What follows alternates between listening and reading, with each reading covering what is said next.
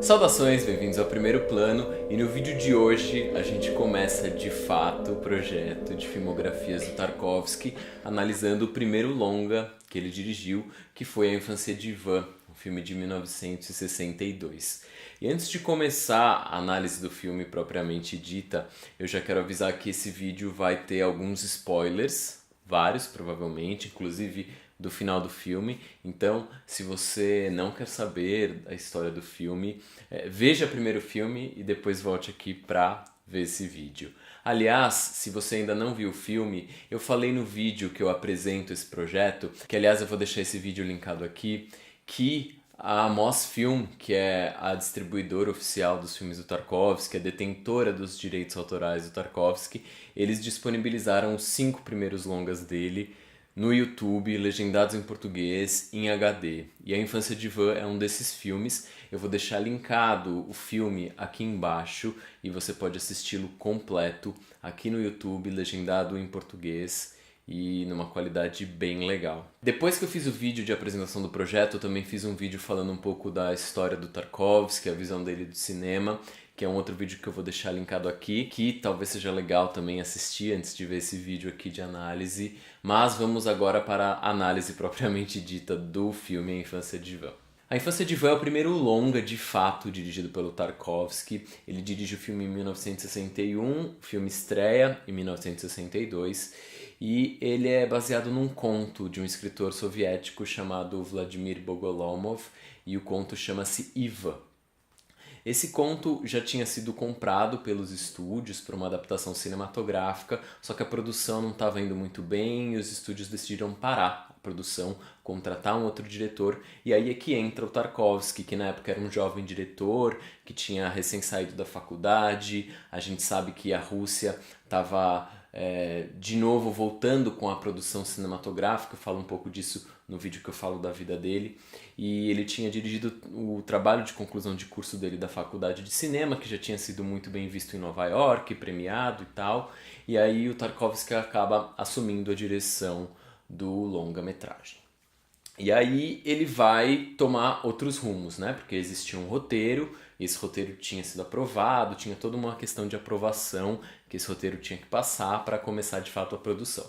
O roteiro foi aprovado e depois, durante a execução do filme, o Tarkovsky vai fazer diversas alterações e a gente vai falar um pouco sobre isso daqui a pouco. Agora vamos para a história do filme, né? A sinopse é bem resumida do filme, que a gente vai acompanhar a história do Ivan. O filme se passa durante a Segunda Guerra Mundial e o Ivan tornou-se órfão durante a guerra. A família dele foi morta durante a guerra, isso a gente vai descobrir ao longo do filme.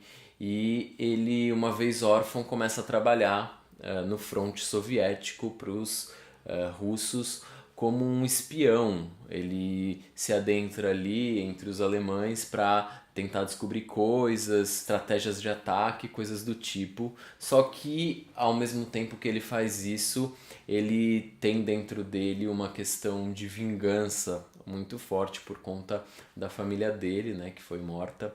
Então a gente vai acompanhar um pouco da infância do Ivan durante o filme. A estrutura narrativa do filme ela é muito bem construída, ela é super redonda, tem um arco dramático de personagem super bem desenvolvido, um filme com começo, com meio, com final super bem explicadinho. E só que existem algumas coisas dentro do filme que tornam o filme muito mais especial do que de fato ele poderia ter sido. Nessa época, diversos filmes estavam sendo feitos sobre a Segunda Guerra Mundial e a maior parte deles não estavam mais vangloriando os países que ganharam a guerra, nem nada disso. Eles estavam muito mais preocupados em mostrar a derrota, não em termos de quem venceu ou quem perdeu a guerra, porque eu acho que numa guerra acaba que todo mundo perde, e eu acho que esse é o espírito que os filmes dessa época estavam retratando, né? Essas pessoas devastadas, famílias destruídas. Então o filme ele vai seguir um pouco disso, e obviamente muito inspirado pelo neorrealismo italiano. Na primeira sequência do filme a gente já vai ver o Ivan ao pé de uma árvore olhando para o horizonte, existe o barulho de um pássaro, um cuco ao fundo, começa a trilha, a câmera começa a subir, a gente vai ver os troncos dessa árvore E o Ivan corre, e aí a gente vai acompanhar ele correndo lá no fundo, ele olhando uma ovelha, depois ele vai olhar uma borboleta correndo por um campo, e em um certo momento a gente vai acompanhar o Ivan voando no meio dessas árvores. É uma sequência que ao primeiro momento ela é um tanto estranha, até a gente entender que ela é de fato um sonho que o Ivan está tendo, e a gente vai ter esse contraste muito forte logo de cara entre o sonho e realidade, que vai ser uma constante dentro do filme. E nessa sequência a gente vai ver muito o contato do Ivan com a natureza, uma sequência que ela preza pela leveza, tanto pela música como pelo enquadramento, a fluidez que a câmera tem nessa sequência, ela tudo evoca essa coisa bastante bucólica, que vai contrastar logo com a sequência que vem a seguir. Там кукушка.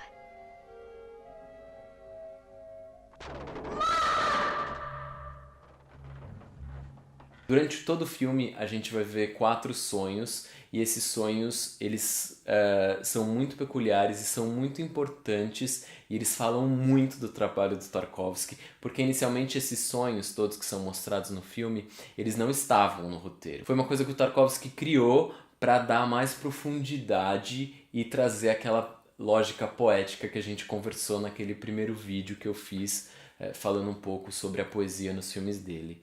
Então ele acha muito importante trazer esses elementos de sonho, porém muito pautados na realidade, para a gente ter de fato essa relação.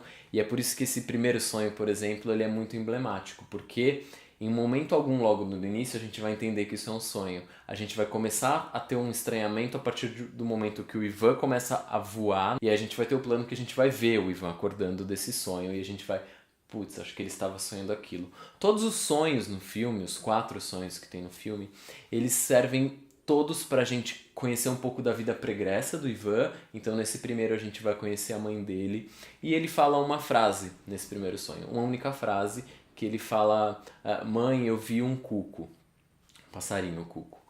E lendo o livro do Tarkovsky, né, o Esculpir o Tempo, ele fala que essa frase está no filme porque é a primeira frase que ele lembra de ter falado na infância dele. Então, mais uma vez, a gente vem para a lógica poética dentro do filme, porque ele vai trazer memórias da infância dele, coisas que ele viveu e que ele tem uma relação íntima com aquilo, e vai trazer isso para o filme. Porque ele diz que é muito importante o autor, no caso ali o diretor, ele mesmo, acreditar naquilo que ele está fazendo para criar uma verdade para o filme e criar uma verdade para o espectador. Porque uma vez que o próprio criador não está acreditando naquilo que ele faz, é impossível o espectador acreditar naquela verdade. Existe no filme uma subtrama que eu não quero me adentrar muito, eu quero me focar um pouco mais na história do Ivan, que é a da enfermeira Masha, que meio que faz parte de um triângulo amoroso, com também 2 oficiais aí do exército soviético, mas eu vou deixar isso um pouco de lado porque eu quero me adentrar de fato na linguagem do Tarkovsky para contar esse filme muito pela ótica do Ivan.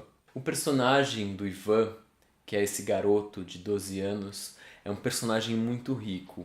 E o ator que faz esse personagem, eu acho ele excepcional, porque a gente vai acompanhar o filme, né, que chama-se A Infância de Ivan, que é uma outra alteração que o Tarkovsky fez, porque inicialmente o filme ia se chamar Ivan somente, assim como o conto do Bogolomov, mas ele quis trazer a infância de Ivan. Exatamente para a gente ver essa infância perdida, porque o Ivan é um personagem adulto, né, no filme. É um personagem que ele não traz traço nenhum de infância, nem no olhar, nem em sorriso. Ты мне за все понял. Да я тебе... Ты думаешь, я не помню? Я тебя судить буду. Я же тебя... Я тебе... Os únicos momentos que a gente vai ver esse personagem como uma criança de fato são nos sonhos que ele tem. Então, a partir do momento que ele acorda, a gente vai acompanhar um pouco da trajetória dele, né? Desde o momento que ele tá ali, depois do sonho que ele foi preso, digamos, de uma maneira equivocada, que aí ele vai pedir para chamar os superiores dele, e a discussão dele com os superiores de que ele quer continuar a fazer o trabalho que ele está fazendo, muito disso movido pela sede de vingança que ele tem, mas os superiores acham que ele deve ir para a escola militar, então existe todo esse embate, só que ele acaba conseguindo continuar aí na carreira, e aí a gente vai caminhar até o final do filme, que é a morte do Ivan. Ele é preso e ele é executado pelos alemães, e é um final bem trágico, e a gente vai falar um pouco mais disso mais pra frente. Tendo essa estrutura narrativa muito bem amarrada, essa trajetória de personagem, a gente vai ter isso muito bem costurado o filme inteiro, com esses 4 sonhos que vão contar muito dessa vida pregressa. A gente vai ter muita subjetividade e poesia, que também a gente falou naquele vídeo onde eu falo sobre a lógica poética na obra do Tarkovsky, que ele usa exatamente para trazer uma subjetividade e uma complexidade para o caráter e para o psicológico desse personagem. Então, o Tarkovsky acreditava muito nisso, né? Que a partir dessa liberdade poética que o autor tem para criar, no caso do Infância de Ivan, as sequências de sonho, é que a gente vai se aprofundar mais dentro desse personagem, vai ter mais empatia, e a gente vai conseguir, através dessa subjetividade, compreender muito mais do universo interior dos personagens, no caso aqui do Ivan, mas de um modo geral de todos os filmes dele. E agora eu quero falar um pouco sobre a mise-en-scène dentro do filme. Qual que é o conceito de mise-en-scène? Mise-en-scène, bem resumidamente, eu já expliquei isso em algum vídeo que eu falei aqui, eu não vou lembrar em qual vídeo, mas eu vou explicar de novo. O enquadramento, a maneira em que você posiciona os atores dentro de um enquadramento, os personagens, né? A maneira com que você faz esse enquadramento, tudo isso para ter um sentido para o espectador. Então, o Tarkovsky acha que a mise-en-scène também é uma coisa muito importante, mas que ela muitas vezes pode cair no lugar comum, e é disso que ele tenta fugir o tempo inteiro. Então vocês vão ver em Infância de Ivan enquadramentos belíssimos e um tanto estranhos. A maneira com que o Ivan parece deslocado em muitos enquadramentos, isso diz muito do personagem em relação àquele mundo que ele vive. Tem também a famosa cena do beijo da Masha, dependurada ali na trincheira, que também tem todo o significado se você for analisar esse enquadramento e o posicionamento desses personagens em relação ao enquadramento. E eu acho muito legal você também ter sua própria percepção a respeito desses enquadramentos e analisar isso da sua maneira, porque tudo tem um propósito para ser dentro do filme. Не бойся, они кончат скоро.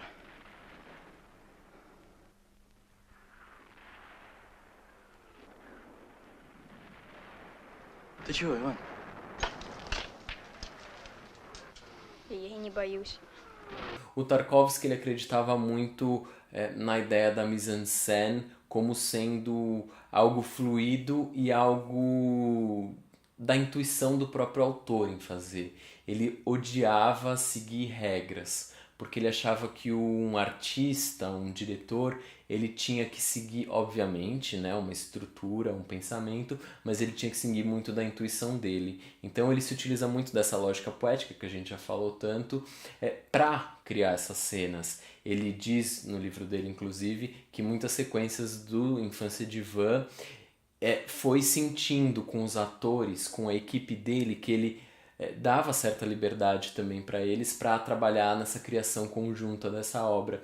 Então muitas das coisas elas vinham acontecendo na hora. Ele acreditava na mise-en-scène como uma forma de exprimir a vida, de mostrar a vida com todas as suas complexidades, muito mais do que tentar mostrar uma ideia. Então ele isso vem muito da intuição, né, do artista também na hora, porque ao invés dele seguir regras, ele fala muito disso, né, de seguir regras, que ele era muito contra. E eu acho que isso é muito interessante e é muito visível na obra dele. Isso a gente vai entender muito sobre o tempo que ele vai falar do cinema em filmes que vão vir mais pra frente, porque ele gostava do inesperado na obra dele, daquilo que era espontâneo, porque traz verdade. Então mesmo os sonhos contendo o Ivan voando, tem um momento que tem cenas meio que mostradas em negativo e tudo mais. Apesar disso, é muito palpável essas cenas, são muito reais e ele acredita muito nisso para contar uma história. A fotografia do filme ela é maravilhosa, uma fotografia PB, muito contrastada e que existe um contraste muito grande nas sequências de sonho com as sequências da realidade. O Tarkovsky acreditava na utilização do som para o cinema, não para ele ser somente utilizado para mostrar o que estava acontecendo, para mostrar os diálogos ou uma ambientação. Ele achava que o som ele podia ir muito além disso, e a gente vê muito disso dentro do filme Infância de Ivan. Tem algumas sequências, uma sequência que eles estão dentro de um campo de concentração, existem diversas vozes e coisas acontecendo, e não são de coisas que estão dentro daquele ambiente, são coisas externas. Então esse é um de diversos exemplos que tem dentro desse filme da utilização do som, não só para mostrar o que de fato está acontecendo, mas para criar outras camadas de interpretação.